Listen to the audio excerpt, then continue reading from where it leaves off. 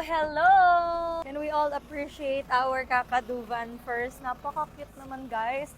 So we will have our first ever Creators Brand Day. So it's called Thursday Beauty Seize the Day. And may mga chosen creators tayo, guys, na susunduin at abangan nyo kung saan sila pupunta. Pero ipapakita ko muna sa inyo yung loob ng van kasi sobrang cute, guys. Ang una, meron silang sunscreen kasi importante, guys, na mag-sunscreen tayo kahit nasa car lang tayo.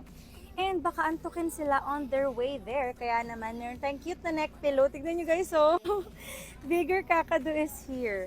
Meron din tayong pillow dyan. May pink din na pillow sa likod. And tignan nyo naman tong kanilang eye mask. Medyo mahaba-habang biyahe to. Kaya naman, meron din silang ganito just in case na kailangan nilang matulog.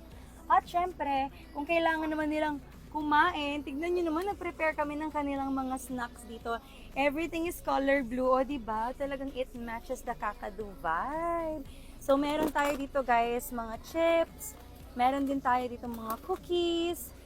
Ayan, mga milk chocolate. Meron din tayo dito, guys, mga ganyan, o, diba? Sobrang dami. Ayan. O, pag nauhaw sila, may juice.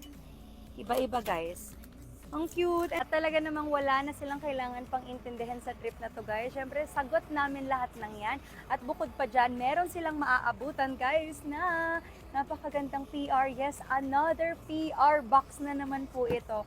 Only for our creators to seize the day natin. So, tignan nyo naman, guys. Sobrang cute ng mga items. So, first, meron tayong headband dyan para pag nag-wash sila ng face. And then, meron tayong cute na beach bag. Meron din tayong tumbler na pwede nilang i-customize just in case, guys, na mauhaw sila kasi may mga activities din sila doon na sobrang exciting. And syempre, may loungewear tayo dito. Nakalagay din Bigger Kakadu is here kasi nga nandiyan na si Mother Kakadu. May towels tayo dyan and meron din tayong socks. Sino-sino kaya ang mga masuswerteng creator na mai-spoil na naman ni Mimi?